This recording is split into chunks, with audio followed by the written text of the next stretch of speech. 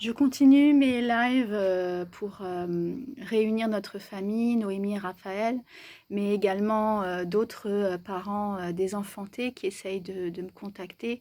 Je sais déjà qu'il y en a énormément en France et en Europe d'ailleurs, vous pouvez aller voir sur le site de l'association, ça fait des années, que donc l'association Dans les bras, ça fait des années qu'on dénonce, ces placements abusifs, d'enfants, parfois, dès la naissance, parfois à quelques mois ensuite et malgré l'allaitement, malgré, le fait que, on atteint à la santé de l'enfant et à la santé de la mère puisque, ça agit sur, leur système immunitaire et sur, la poitrine et les risques de mastite, des femmes.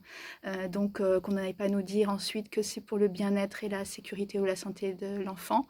À chaque fois, nous, on dénonce ces placements trop rapides, le fait qu'il n'y ait pas de fonctionnement pour justement faire intervenir nous, les membres d'associations, mais aussi des avis contradictoires d'autres médecins, mais pas forcément des professionnels de santé. Il peut y avoir aussi des gens de l'entourage et pourquoi pas des doulas ou des gens qui sont un peu plus informés sur le bien-être des femmes et des enfants en postpartum.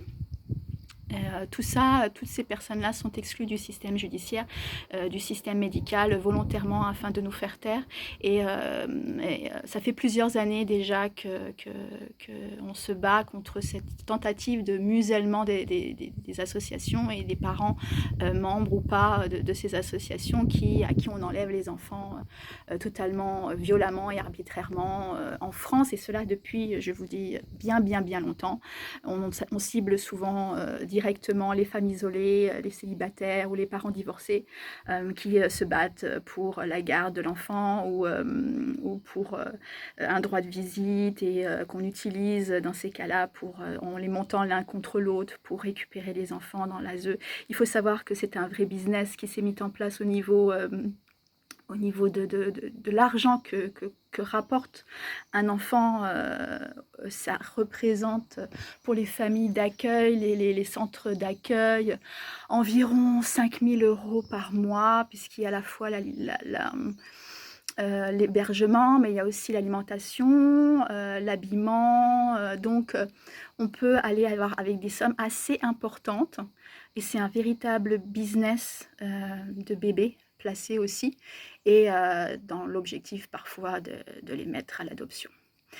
Il suffit de regarder nos voisins anglais, hein, ils sont spécialistes là-dedans. D'ailleurs, on a une page consacrée à ça, au rapt d'enfants, kidnapping, des enfants dans le Royaume-Uni, où il y a tout un système qui s'est mis en place depuis Thatcher et Tony Blair, notamment pour récupérer des enfants placés par les services sociaux, et soi-disant parce que ça coûte trop cher les mettre à l'adoption. Donc c'est pas pour faire peur aux parents.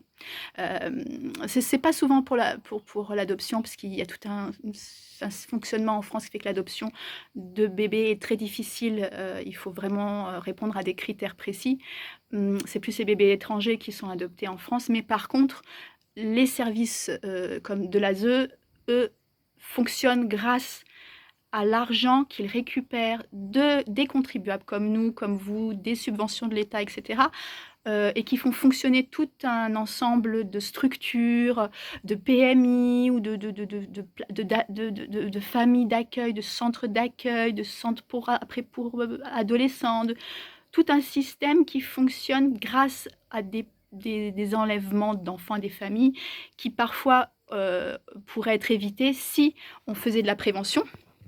Déjà, nous, on n'arrête pas de répéter que l'allaitement maternel, justement, la naissance respectée et l'allaitement maternel permettent de prévenir les violences familiales grâce aux hormones naturelles que cela libère chez la mère, et du coup, le lien mère-enfant qui se crée, qui fait que s'il y a des violences conjugales, les femmes sont plus enclines aussi à partir, mais également parce que ça prévient beaucoup voilà, tout à l'heure, on parlait pour le tabagisme.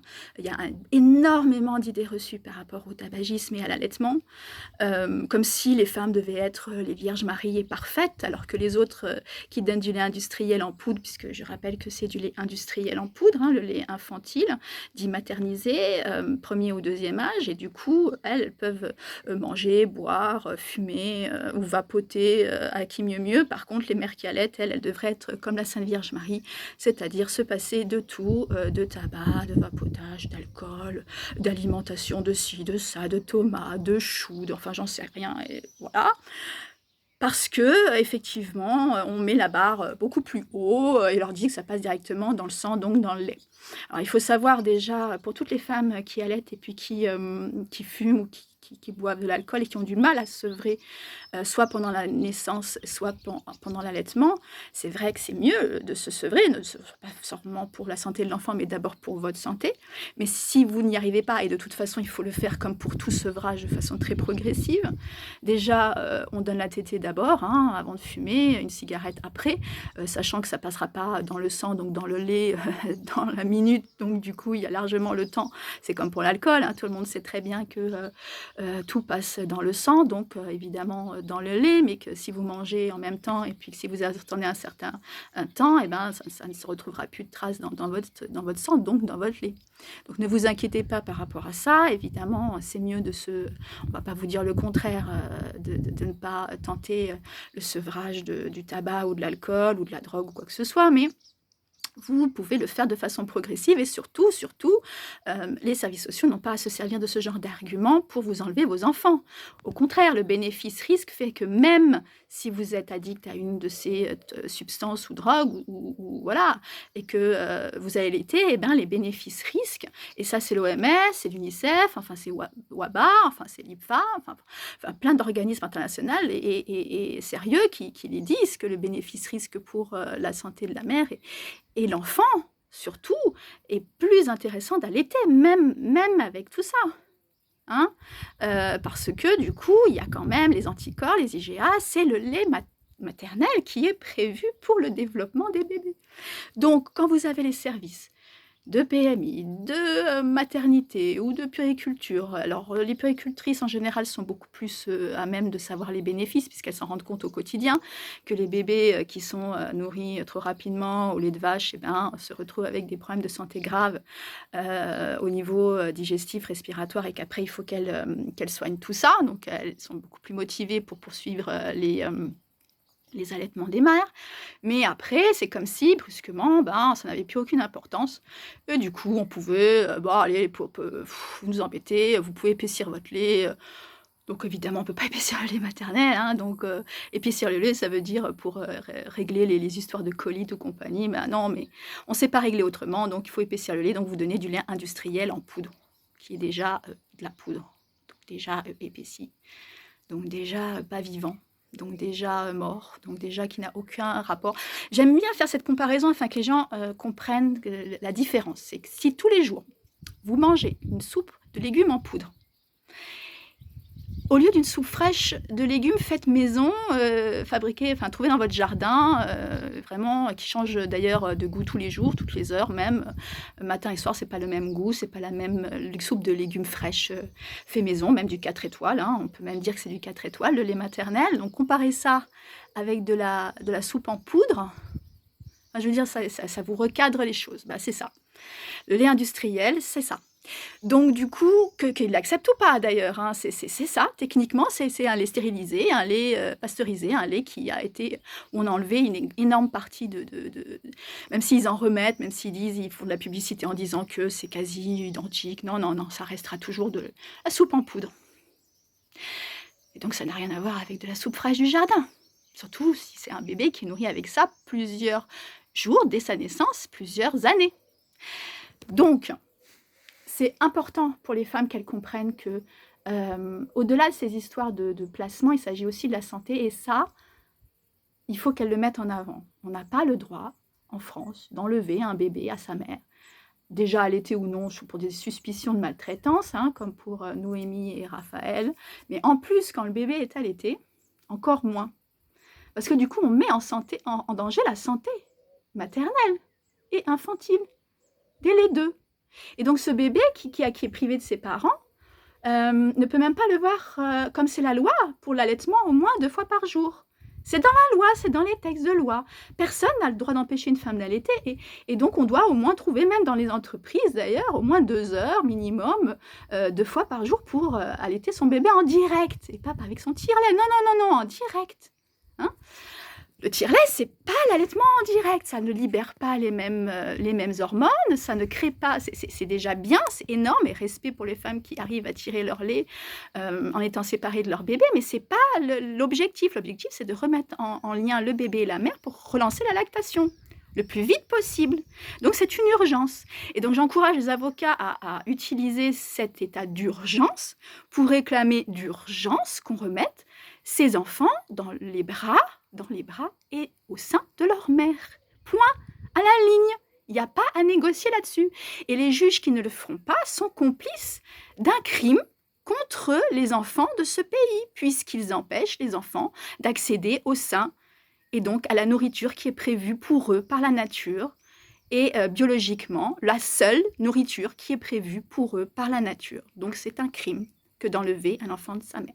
Donc pour moi, il faut que ce soit criminalisé, il faut que les parents fassent des recours directs vers les personnes qui les ont empêchés en nom personnel de pouvoir prendre leur enfant dans les bras et les allaiter et s'en occuper, et aussi les pères, puisqu'il s'agit de la protection paternelle pour leur enfant, ce sont les seules personnes, et ce sont ensuite aux autres de prouver que ces parents sont maltraitants, mais pas par oui-dire, pas juste par suspicion. Non, non, il faut des preuves concrètes, des preuves tangibles, au moment où on leur a enlevé, et pas après, pas trouver des choses qui seraient faites ou qui seraient apparues après. Non, non, ça ne marche pas comme ça. En tout cas, nous ne devons pas laisser faire ça. Donc, je vous encourage à continuer. Là, moi, cette semaine, la semaine dernière, j'ai passé des coups de fil. Là, je commence à en avoir un peu assez qu'on me renvoie dans mes pas là. Donc, je vais continuer ailleurs, mais je vais continuer à envoyer des coups de fil. Mais je vais surtout envoyer des courriers maintenant, parce qu'il faut des traces écrites. Hein. Il faut qu'il y ait des traces écrites, il faut qu'elles soient publiées, il faut qu'elles soient médiatisées. Donc vous pouvez toutes le faire, vous n'avez pas besoin d'être dans une association pour ça, mais évidemment les associations, nous on a besoin de membres, on a besoin de gens qui s'investissent aussi, c'est bien les réseaux sociaux, mais le problème c'est justement à cause de ça aussi qu'on en est là, c'est que les associations ayant moins de poids, ayant moins de membres, parce que tout le monde pense donner son avis sur les réseaux sociaux, et ben du coup c'est plus difficile pour nous de pouvoir relayer en disant ben voilà, nous on représente tant de personnes. Hein, vous voyez bien, comme pour les avocats, pour d'autres trucs, plus on est nombreux, plus on est fort et plus on est unis. Et puis la distanciation sociale, c'est bien joli, mais c'est pas par les réseaux que vous allez vous faire de réelles connaissances et que vous allez vraiment trouver du soutien. Donc il faut que vous trouviez des groupes de parents locaux sur votre région. Vous pouvez créer votre propre structure, vous pouvez vous rapprocher des associations déjà existantes. Elles ont plus de connaissances, plus de moyens et plus évidemment d'antériorité que vous. Donc ça permet de lancer aussi des procédures, je vous dis, déjà collectives, mais moi je vous dis, c'est surtout individuel. Il faut arrêter la déresponsabilisation des fonctionnaires qui se cachent derrière leur poste, leur métier ou leur soi-disant connaissance, alors qu'elles ne connaissent rien, la preuve. Parce qu'enlever un enfant de sa mère, c'est grave. C'est très grave et c'est pas pardonnable. Hein. Donc c'est eux, personnellement, qui doivent être poursuivis. Donc je vous encourage à envoyer des courriers, même en tant que citoyen, pour demander des questions, pour les harceler, mais harceler dans le sens, légitime, hein, pas en violence, etc. Non, non, légitimement. Nous voulons savoir ce que vous faites de notre argent à l'ASE. Nous voulons savoir ce que vous faites de notre argent dans les PMI. Nous voulons savoir ce que vous faites de notre argent à la mairie, à l'hôpital. Nous voulons savoir. Nous voyons bien aujourd'hui à quel point c'est difficile de trouver de l'argent pour les services publics. Et donc, du coup, nous demandons des comptes. Voilà. Merci beaucoup. Et puis, relayez cette vidéo et parlez-en autour de vous. C'est comme ça, par le bouche à oreille, qu'on gagnera. Certainement pas en se taisant et en croyant sur parole. À la fois le système judiciaire, à la fois le système administratif, le système politique. Et vous avez bien vu aujourd'hui où on en est. Hein. Merci beaucoup et à plus tard. Au revoir.